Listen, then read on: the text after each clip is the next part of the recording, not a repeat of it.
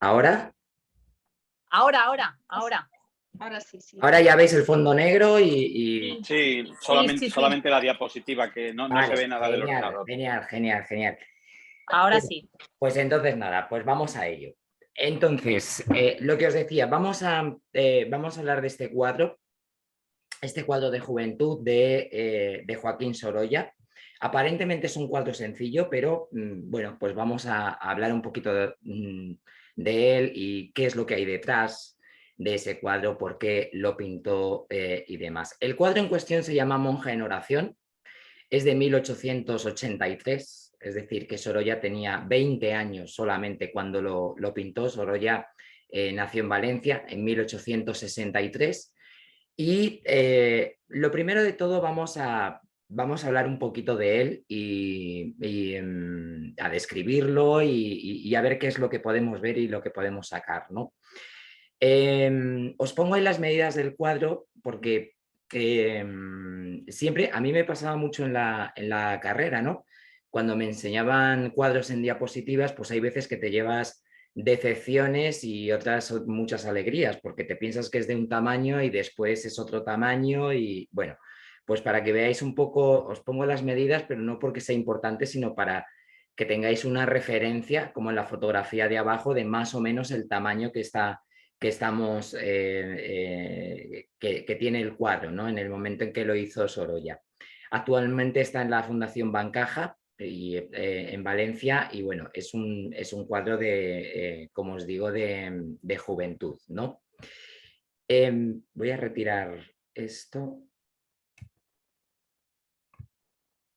Bien. Bueno, pues el cuadro, como os digo, es aparentemente sencillo porque lo único que representa es una monja en oración, como dice el título, y entonces ahí vemos como un retrato de medio cuerpo en el que aparece una monja. Por las facciones parece que es pues bueno, una chica joven, no parece una mujer adulta. Se encuentra en ese momento de estar rezando. No sabemos bien si está arrodillada, lo más probable es que esté arrodillada sobre algún tipo de escritorio o algún lugar en donde pues aparece ahí en primer término ese libro, esas escrituras o esa Biblia, ¿no? Lo que viene a ser como una especie de bodegón, ¿no? Es decir, una naturaleza muerta, un objeto representado que está ahí. Y sobre ese libro está apoyada en los codos con esas manos cruzadas, ¿no? En esa actitud de rezar. Y después la mirada, fijaros cómo ella está mirando hacia arriba, ¿no? Es una mirada en un momento meditativo, es un momento de adoración, de rezo, de súplica. No sabemos por qué está rezando, no sabemos si es un rezo habitual o es una oración concreta. No lo sabemos, pero intuimos que es un momento muy íntimo de esta monja, ¿no? Invita es un momento de mucha devoción, es muy espiritual.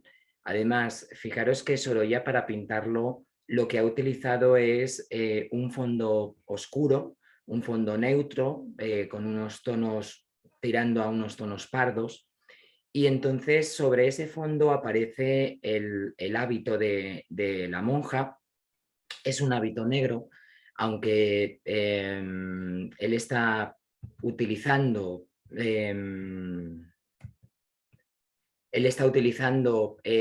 unos tonos azules, ¿vale? Pero representa ese hábito en negro. Y después, en ese hábito negro, lo que destaca es la parte de la cara, ¿no? Ese contraste con el blanco, en donde se deja ver ese rostro que es un poco compungido. Veis que es una expresión muy íntima. Las pupilas de los ojos van hacia arriba, pero mientras tanto es un rostro muy iluminado, ¿no? no es tanto una iluminación divina, no es un rayo divino que está apareciendo, no sabemos de dónde viene la iluminación, parece ser que viene un poco frontal o un poco de lado, y también esas manos están muy iluminadas. Es decir, que al final, si os dais cuenta, hay un contraste entre algo terrenal y algo espiritual, ¿no? Terrenal en el sentido de la representación de ese libro. Ese libro que actúa como un bodegón que está abierto. Sorolla no le interesa esos detalles. Está muy bien dibujado, con un gran realismo, pero si os dais cuenta parece un libro viejo, las hojas están viejas, están descoloridas, a veces un poco acartonadas o arrugadas. Es decir, eso nos lo expresa muy bien, ¿no? Y esa es como una parte muy material.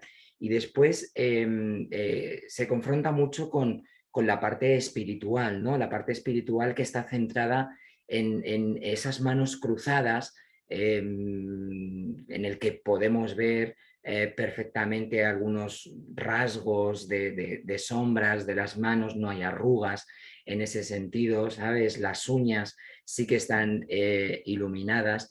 Y con esa cara también iluminada. O sea, hay unos fuertes contrastes, es un cuadro muy sencillo, muy impactante, muy directo, ¿vale? En el que nos infunde mucha espiritualidad y mucha devoción, también soledad, también intimidad. De esta monja. No sabemos la vida de esta monja, no sabemos quién es, no sabemos qué vida hay detrás, no sabemos cuándo se ha metido en este convento, no importa, lo que importa es la idea, ¿no? La idea de soledad, la idea de intimismo, de espiritualidad que está intentando transmitir Sorolla en ese momento, ¿no? Si nos fijamos un poco en los detalles, hay algunos... si me deja pasar la diapositiva. Si nos acercamos un poquito a los detalles, pues podemos ver cómo en el rostro de esta monja podemos intuir muy bien las carnaciones, ¿no? Esto es algo que ya empieza a hacer Sorolla y lo hace de manera muy, muy bien, ¿no? La carnación de los labios, cómo están representados, cómo está iluminado, y fijaros esos ojos, ¿no? Cómo esos ojos están llenos de espiritualidad mirando hacia arriba, en el que podemos ver un cierto brillo, es como un momento en el que incluso la monja está con lágrimas en los ojos, ¿no? O por lo menos los ojos acristalados, ¿no? O sea, que está en un momento realmente íntimo y realmente pues de devoción y de adoración y de rezo, ¿no? Después Sorolla se centra mucho en las manos, porque claro, el punto más o menos central, la cara está por encima de la mitad del cuadro, y lo que está en la mitad del cuadro, aunque un poquito al lado, son las manos, y esas manos que están iluminadas. Fijaros cómo os decía que Sorolla aplica un realismo extremo incluso en las uñas de esas manos, que consigue reflejar el brillo de esas uñas. Y después lo que os decía del libro, ¿no? Cómo está pintado ese libro, con qué sensación nos está mostrando un libro viejo, un libro usado, un libro acartonado, ¿no? Y cómo se produce ese contraste entre estas dos ideas, ¿no?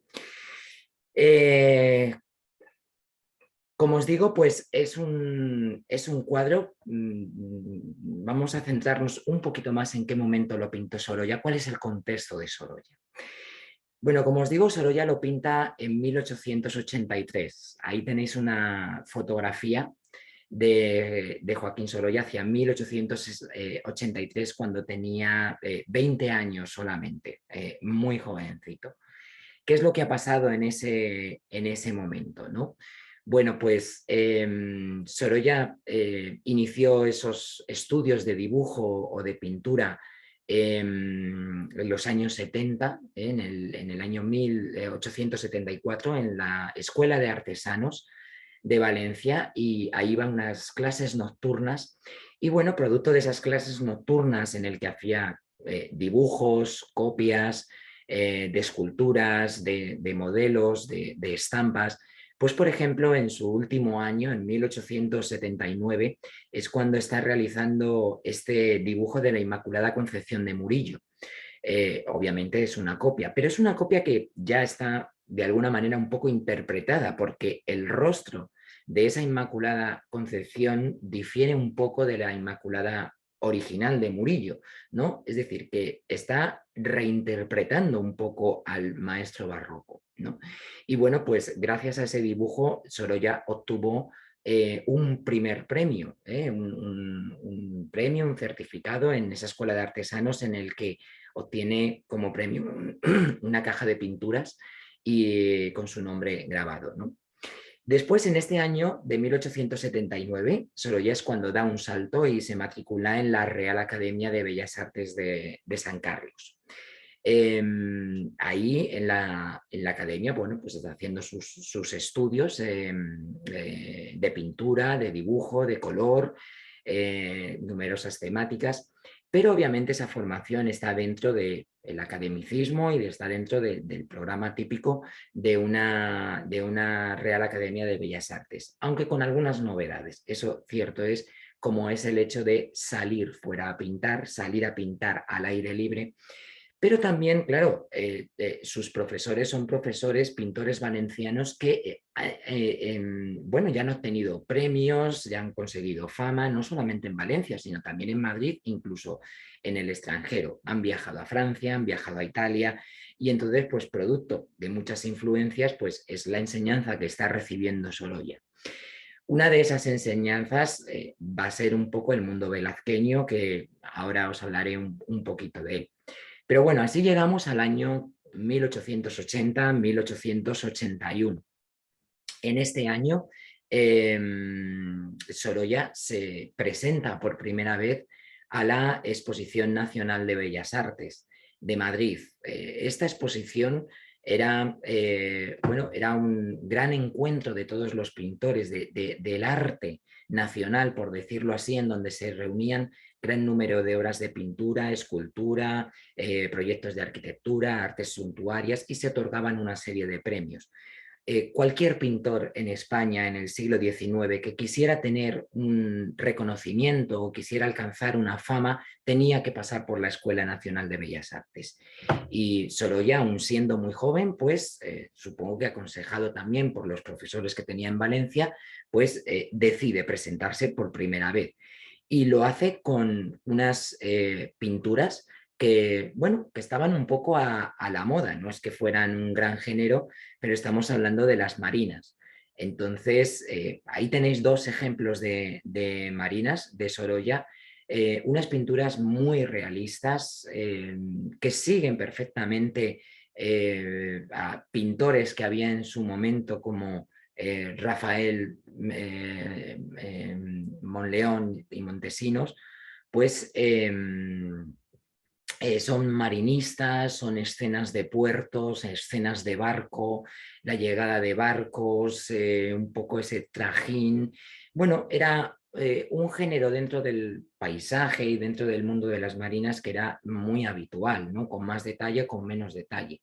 La cuestión es que, bueno, pues Sorolla se presenta, pero no recibe ningún premio ni siquiera ninguna crítica. Hay una pequeña crítica, pero es una frase muy pequeña que le mencionan, pero vamos, no pasó sin pena ni gloria. Pero bueno, era un primer contacto para ver, a Sorolla le sirvió para acercarse un poco de cuál era la moda de aquel momento, qué es lo que se llevaba en aquel momento, ¿no?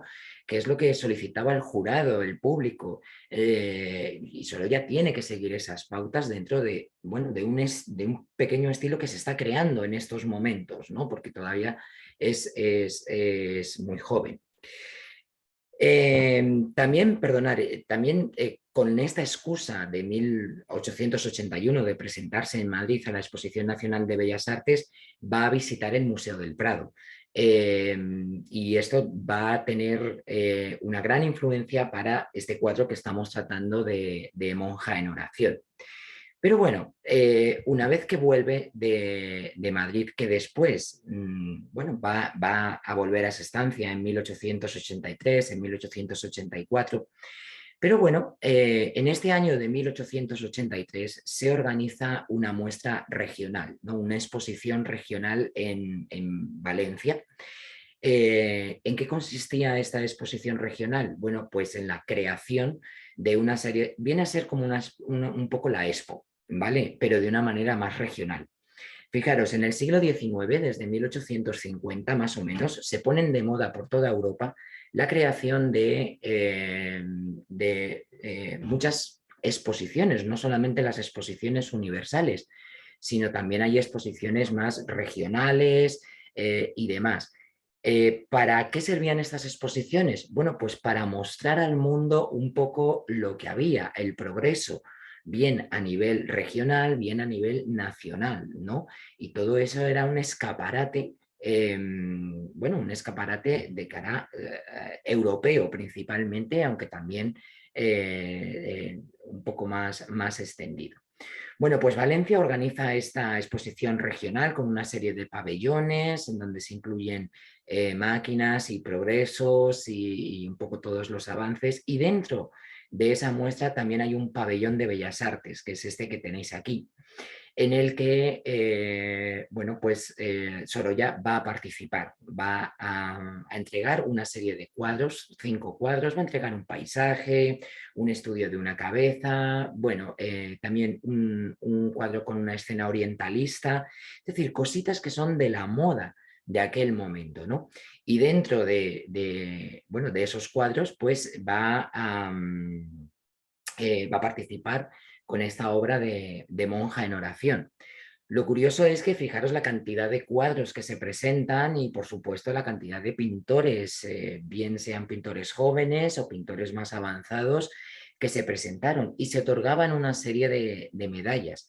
Y bueno, pues Sorolla va a conseguir una medalla de oro, una de las condecoraciones más altas.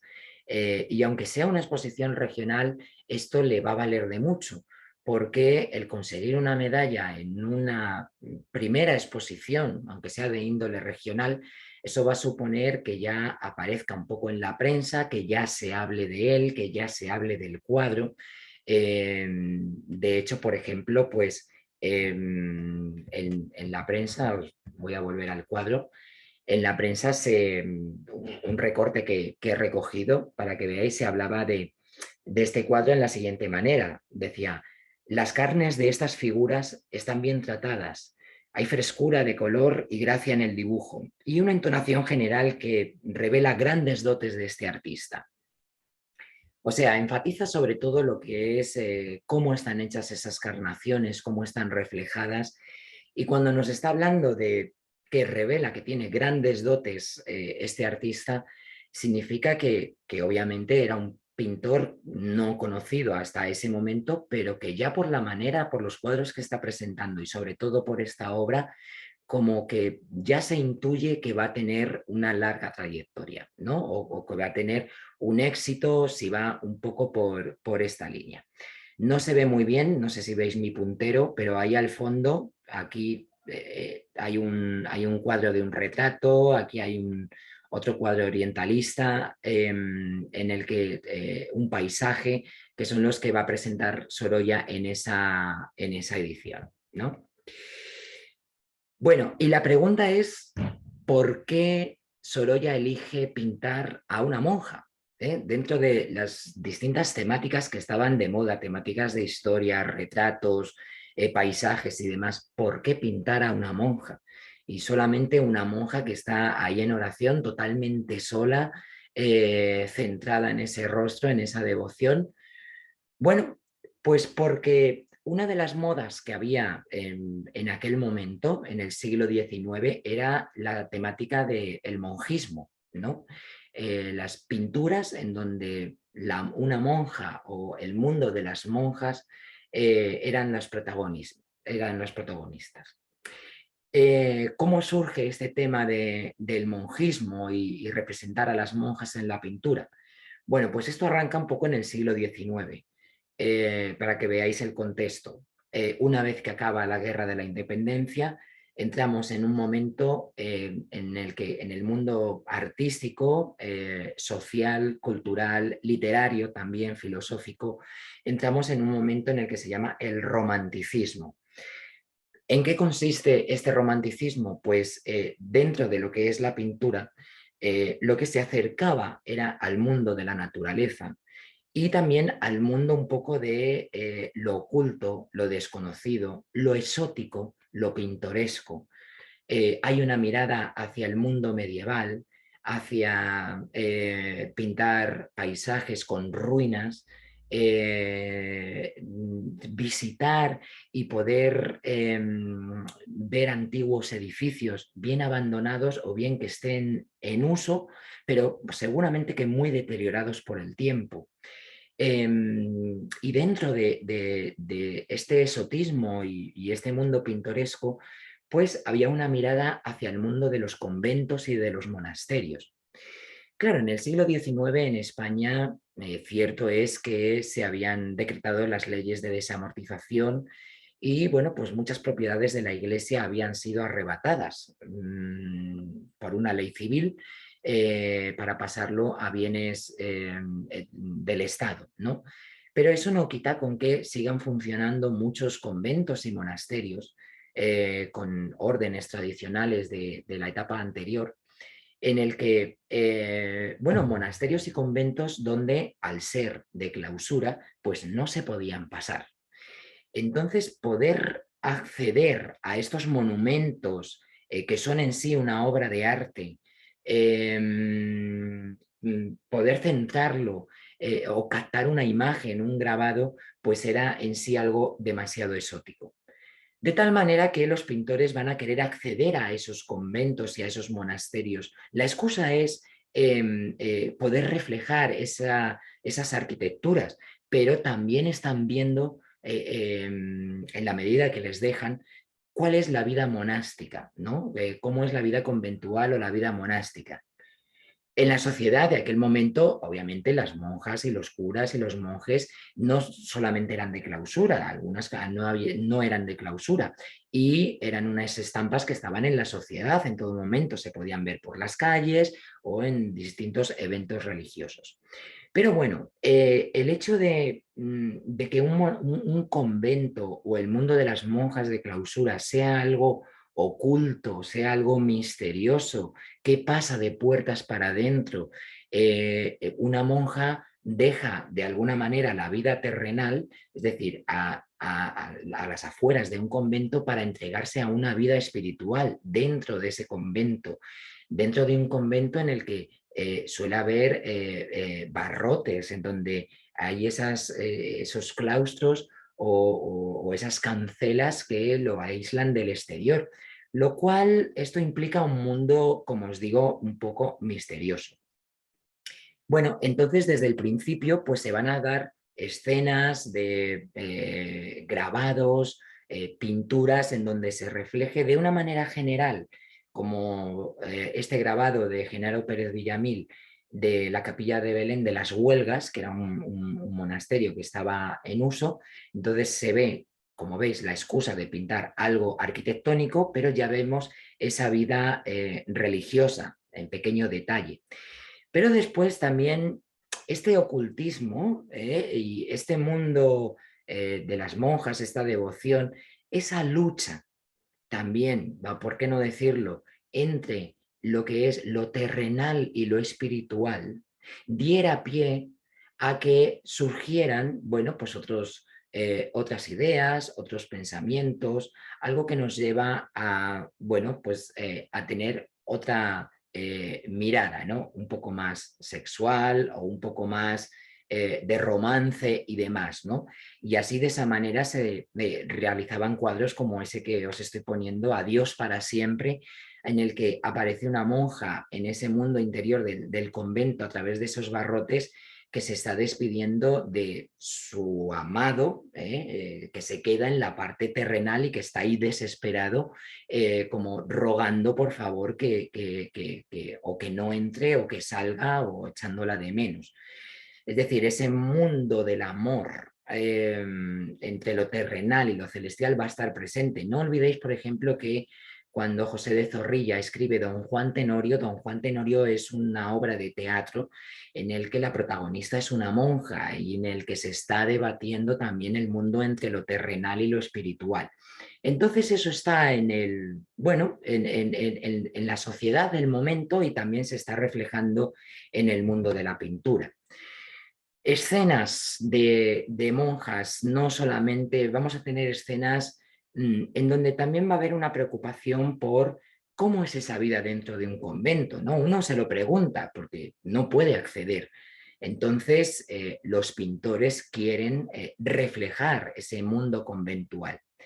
Esto no significa que el pintor entre dentro del convento. Obviamente estas pinturas son pinturas un tanto imaginadas. A lo mejor han podido ver algo, a lo mejor se nutren de información o han podido acceder un poquito en alguna parte del convento permitido, pero no entraban en la comunidad religiosa. Entonces, ¿cómo pueden hacer estas escenas si no lo están viendo directamente? Primero son pinturas que no son naturalistas, es decir, los pintores no lo están pintando directamente, ni las monjas están posando. Los pintores se lo están imaginando. Entonces, ellos saben hacer un cuerpo humano, buscan fuentes para ver cómo es un hábito de monja, cómo es un traje, y en eso se recrean una escena de lo que sería esta vida conventual. La vida, por ejemplo, en cómo es una escena cotidiana en un coro, cómo es en el momento en el que las monjas, por este cuadro de Muñoz de Graín, en el que están rezando en la parte de clausura, pero con esas rejas con vistas al altar de la iglesia, cómo se está produciendo esa escena. O escenas así más cotidianas, ¿no? Es decir, unas monjas en la parte superior, por ejemplo, en el que las monjas están bajando de la parte alta de las habitaciones y están accediendo a lo que es la parte de la iglesia o del coro, y antes de acceder, pues bueno, están, simplemente se están santiguando o están pasando por el agua bendita. Escenas en las que veis que son monjas que están ahí hablando, que están caminándose, son escenas cotidianas, ¿no?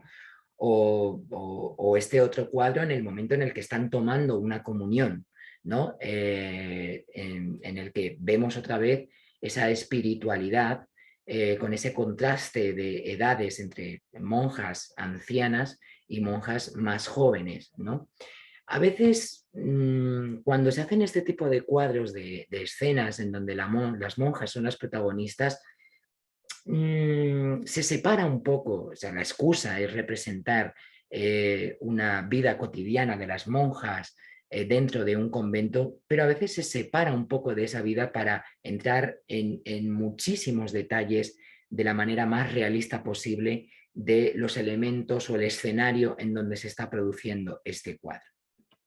Bueno, no solamente estas escenas de grupales de monjas, sino que lo centramos también, existían cuadros de monjas en donde solamente aparece ella sola en un momento de rezo, por ejemplo, en esta pintura de José Gallegos, en el que aparece una escena de una especie de, o de capilla o de escritorio capilla, no lo sabemos bien porque aparece ahí una mesa, unos libros, un altar en el que la monja está rezando frente a ese altar, una vidriera al fondo y también una cancela, pero si veis esa monja está completamente iluminada, ¿no? En contraste con ese fondo negro del interior, pues de esa estancia, capilla o despacho o demás.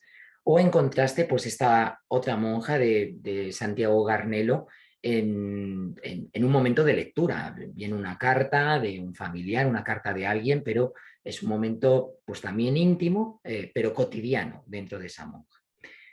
Tenemos que pensar que en el siglo XIX, dentro de este mundo de lo pintoresco, no solamente se hacían estas pinturas, sino que también, en la medida que se dejaban, existían fotografías, fotografías de monjas que se las hacía con un fondo ilusionado, es decir, una tela pintada o bueno, con un fondo real, ellas solas, en el que se comercializaban también este tipo de fotografías. O bien se hacían grabados para reflejar o bien los hábitos, el tipo de hábito, la vestimenta, en el que solamente aparece esa monja. Lo que quiero decir, los pintores también recurren a este tipo de fuentes, a buscar fotografías, a buscar grabados, a intentar hacer tipos populares, porque al final la monja es un tipo popular de la sociedad de aquel momento. Entonces, pues bueno, los pintores recurren a todo eso, ¿no? Entonces, para que veáis que eso está en el ámbito social de esa Valencia del siglo XIX, en el que Sorolla pues, lo está viviendo a través de sus pintores o lo está viviendo entre las calles de Valencia. Eso por un lado. Por otro lado, os decía antes que en 1881 es cuando Sorolla va a Madrid por primera vez para presentarse con esas marinas en la Exposición Nacional de Bellas Artes, pero también va a visitar el Museo del Prado. Va a visitar el Museo del Prado porque él ya está recibiendo la influencia de Velázquez, de la pintura de Velázquez.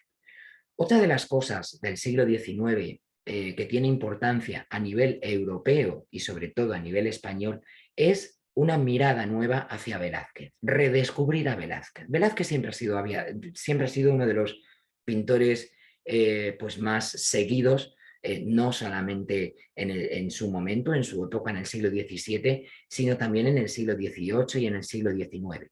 Solo que se va a redescubrir y se va a interpretar también al propio Velázquez.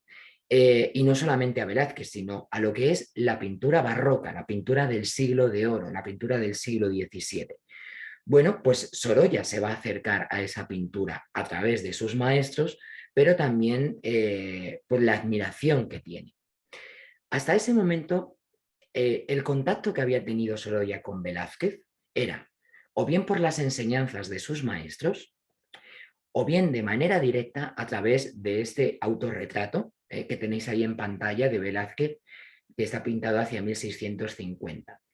Es un autorretrato que se conservaba bueno, en la Real Academia de Bellas Artes de San Carlos, después Museo de San Carlos.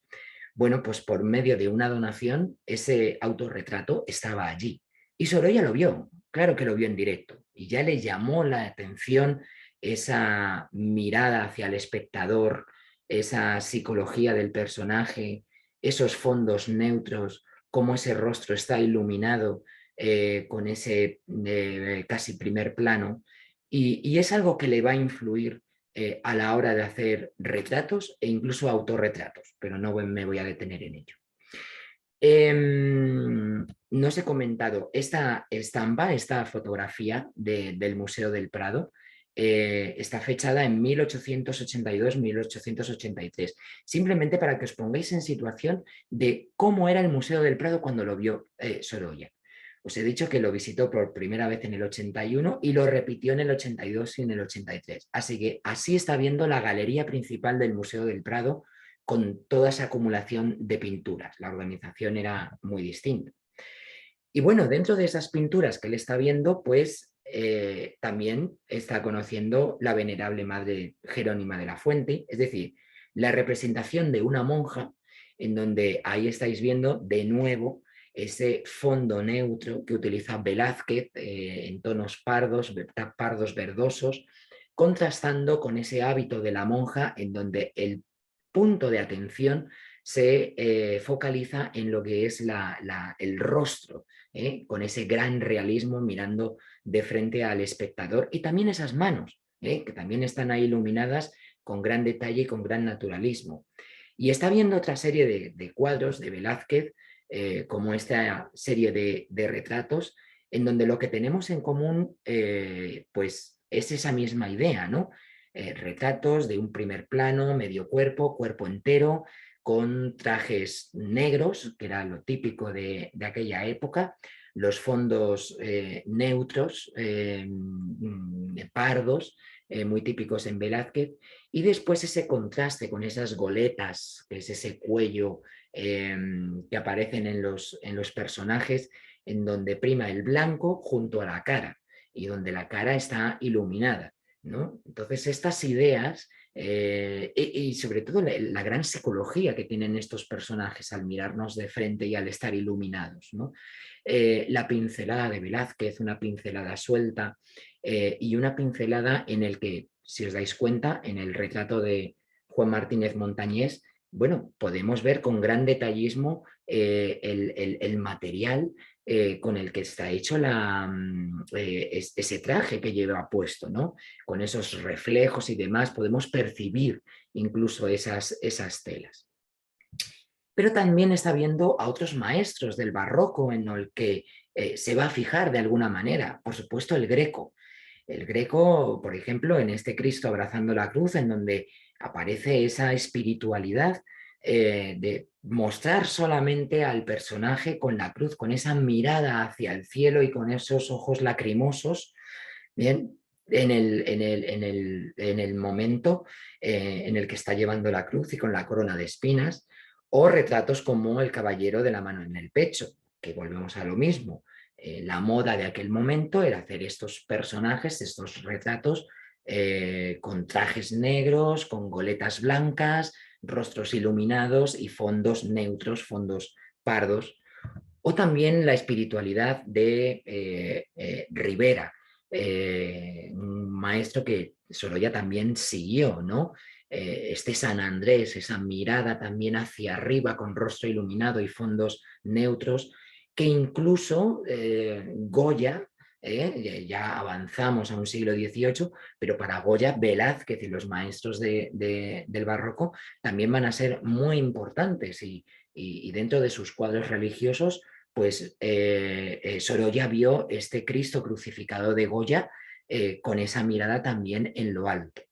Entonces no tenemos que perder de vista que Sorolla está viendo todo esto y de alguna manera se está inspirando, está cogiendo ideas, ¿no?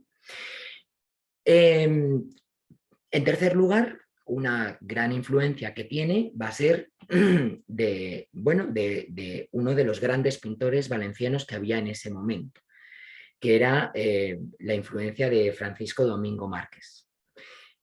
Francisco Domingo pues, nació en Valencia, se formó en la escuela, en la Real Academia de Bellas Artes de San Carlos, continúa en la de San Fernando de Madrid y bueno, va a ser un pintor que se va a acercar muchísimo al mundo velazqueño. Va a tomar como referencia a Velázquez y muchos de sus cuadros van a ser pintados al modo velazqueño. Bien por los colores, bien por pincelada en algunas ocasiones, bien imitando modelos. Ahí tenéis tres obras con distintas pinceladas, ¿no? Una obra religiosa, espiritual, pero esta cabeza de un caballero, que podría ser un caballero, un retrato del siglo XIX, pero lo pinta a la manera del siglo XVII o con vestimenta del siglo XVII, o esas escenas religiosas donde prima los tonos pardos, el gran detalle, el gran realismo de esa escena.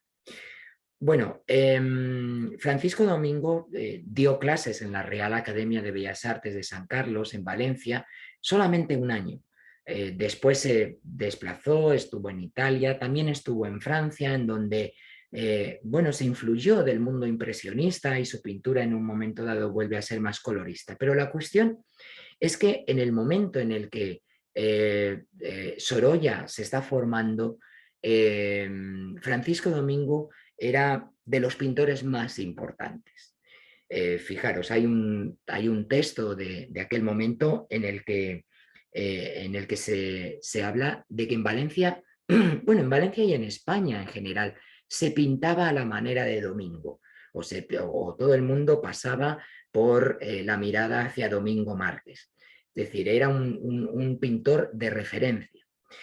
Y es tanto que va a haber una pintura esencial en el mundo valenciano y en ese momento, que es esta Santa Clara en éxtasis, pintada en 1869, pero que Francisco Domingo la va a presentar a la Exposición Nacional de Bellas Artes. Y va a ganar una medalla de oro, va a ganar una gran medalla, y esta pintura pues va a ser como una, bueno, como un faro para muchos otros pintores, de pintar a esa manera de Velázquez.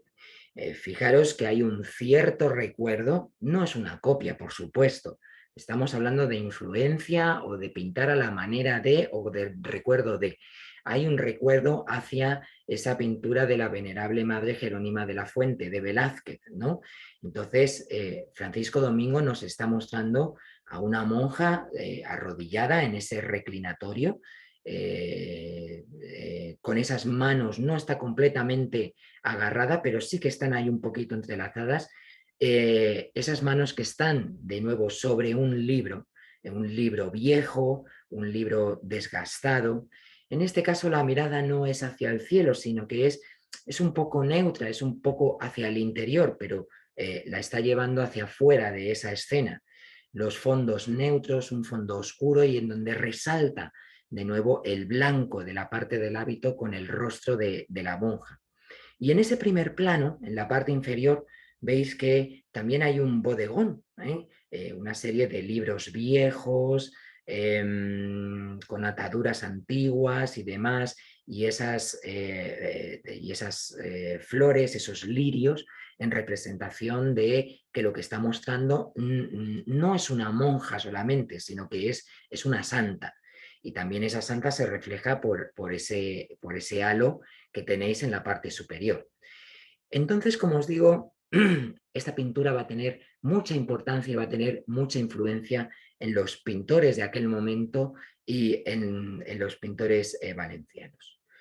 Lo cual, si aunamos todas estas ideas, no nos extraña nada que un Sorolla joven de 1883 en una exposición valenciana, pues haya una mirada hacia Francisco Domingo.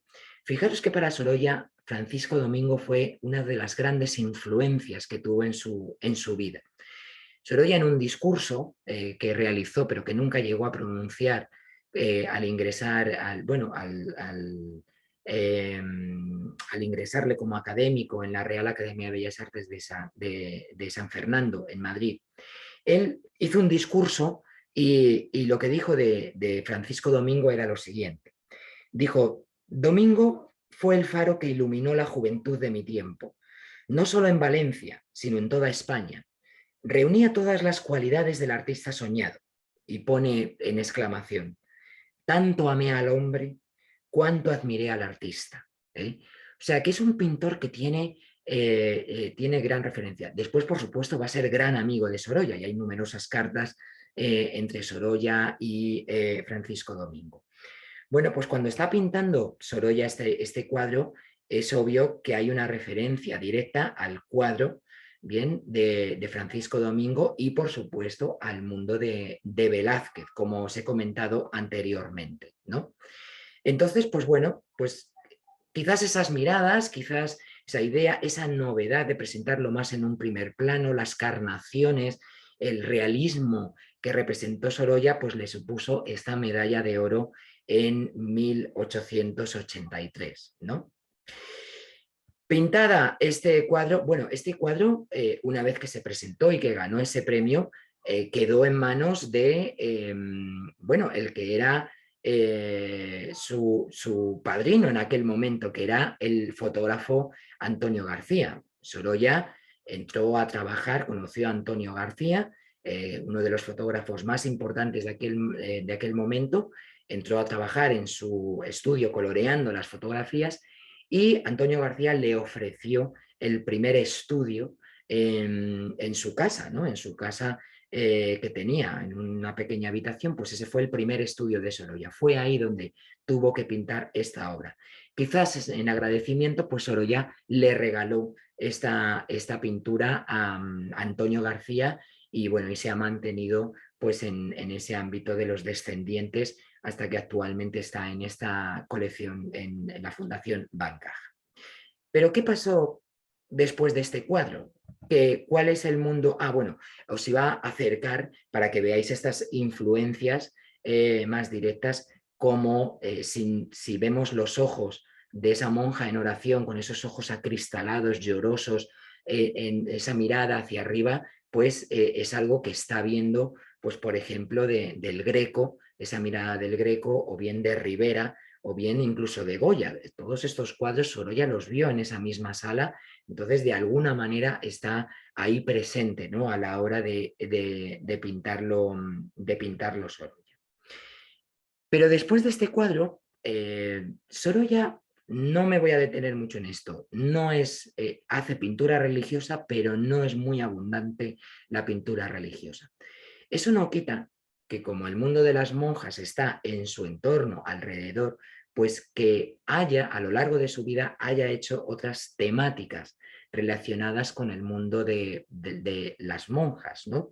Y os voy a compartir pues algunos cuadros o dibujos que Sorolla siguió haciendo con respecto a esta temática, no muchos.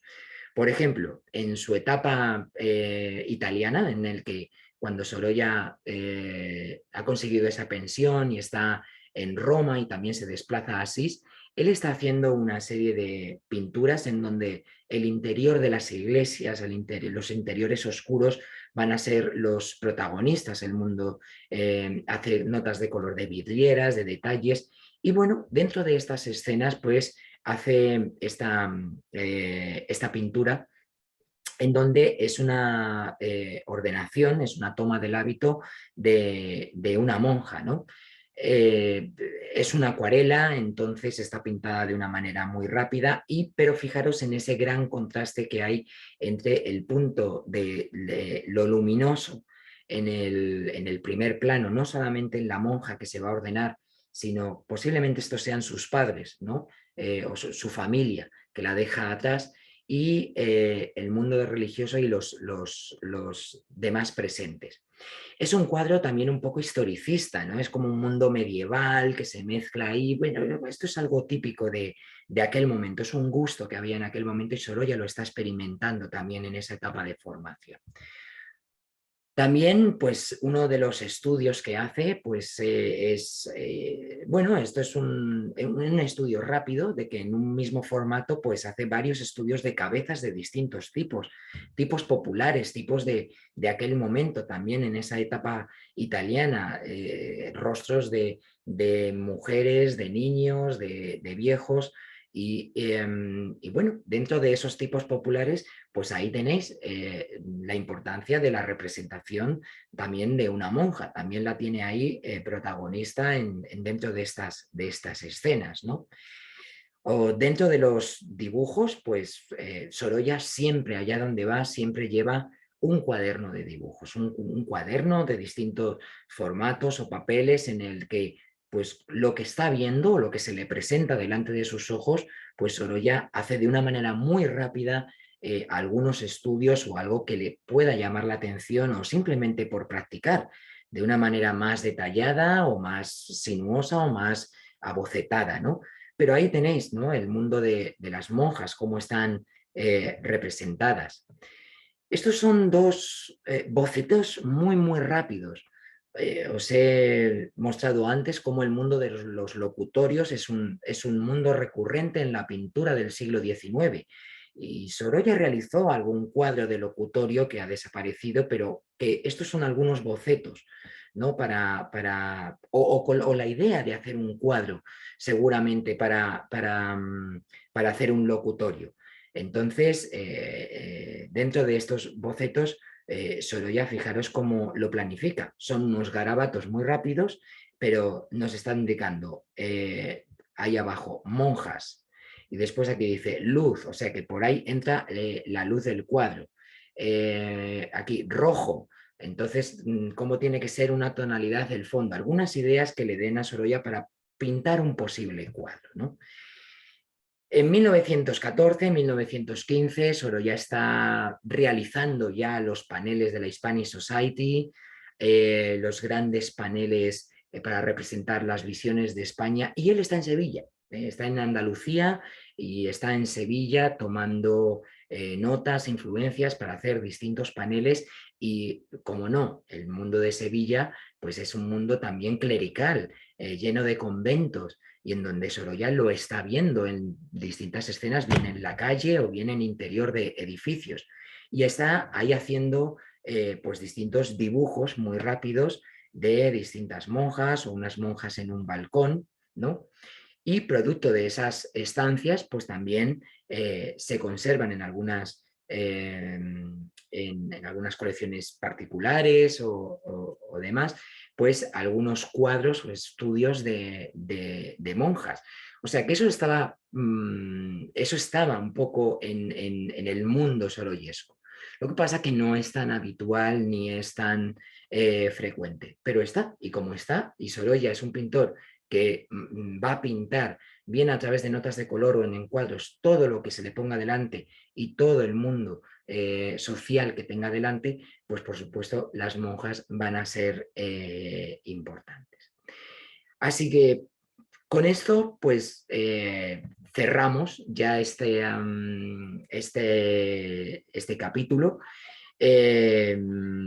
Nos hemos acercado a este cuadro de una manera más personal.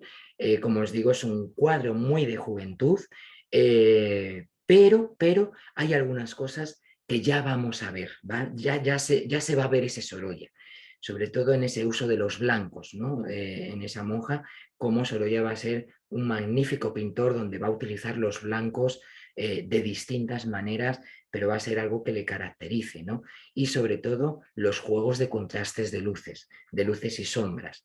Entonces, eso que va a dar una gran explosión a partir de 1900, ya en esa etapa muy temprana ya le estamos viendo, ya está apareciendo esa inquietud que tiene Sorolla a la hora de pintar, aunque sea un cuadro como este. Así que antes de daros pasos, si queréis decir algo abiertamente, recordaros que el próximo encuentro va a ser el 27 de octubre y esta vez nos vamos a ir a un cuadro completamente distinto. Nos vamos a ir al primer cuadro de temática de historia que realizó Sorolla y que también lo presentó a una exposición nacional obteniendo un premio. Estamos hablando el 2 de mayo. Así que, pues nada, espero que, bueno, espero que os haya gustado, que os haya acercado un poquito más a esta obra de juventud de Sorolla y a conocer pues un aspecto nuevo de Sorolla. Así que tenéis, si queréis comentar algo, si queréis preguntar algo, si queréis, estoy a vuestra disposición. José María. Sí, no sé si me oís. Sí, te oímos. Hola, buenas tardes. David, yo soy completamente ignorante en arte en general, pero Sorolla siempre ha sido un pintor que me ha llamado mucho la atención por su luz, ¿no? Que es lo que dice todo el mundo, pero bueno, la luz de sus cuadros, del Mediterráneo, bueno, esa luz que para mí siempre es tan particular. Me ha llamado la atención en este cuadro la oscuridad. Es verdad que la piel, que la imagen de la monja sí que es brillante, sí que es viva, pero claro, el fondo supongo que sería pues eso, un lugar de recogimiento, de oración. Entiendo que esto está más relacionado con lo que has dicho al principio de la moda de la época o la moda artística de la época, más más que con el ánimo del pintor en ese momento, o con una época más oscura del pintor. Solamente era eso. Muchas gracias. Sí, claro, o sea, no tiene nada que ver con una época oscura ni nada por el estilo. Efectivamente, esto es una cosa muy lógica. Imaginar por un momento que esa misma monja, esa misma representación, la hubiera puesto en una habitación iluminada en el que aparecen muebles, aparecen cuadros, aparecen distintos elementos, que estaría bien, estaría muy bien porque estaría ambientada en un espacio y demás. Pero ¿qué pasa? Que nos despistaría mucho, nos despistaría todos esos elementos que hay alrededor y entonces se alejaría un poco de la intención de mostrar esa espiritualidad. Al mostrar ese fondo oscuro que ya no solamente es por supuesto, por la tradición de copiar a Velázquez o copiar a los maestros del barroco, en el que ya habéis visto por otros cuadros que era muy común en esa época. Al intensificar esa oscuridad en el fondo y en el hábito, yo centro todo el punto de luz en el rostro y en las manos.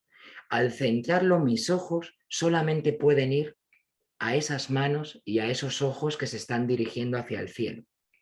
De tal manera que yo como espectador conecto mucho más con lo que es la intimidad y la espiritualidad de esa monja que está rezando en ese momento, en contra que si yo tuviera esa misma escena muy iluminada y con muchos elementos alrededor, me despistaría mucho más. ¿Me entiendes?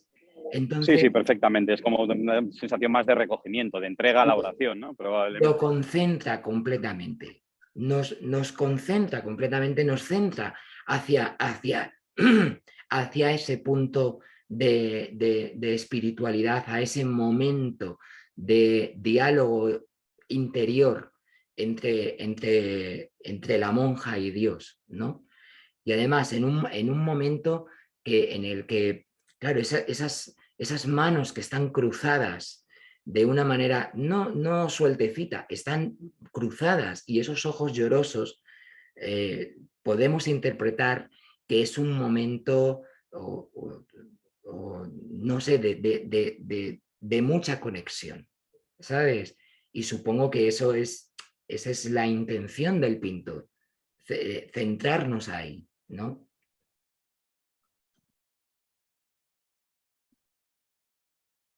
Muchas gracias por tu pregunta, José María. De nada, de nada. Muchas gracias a ti.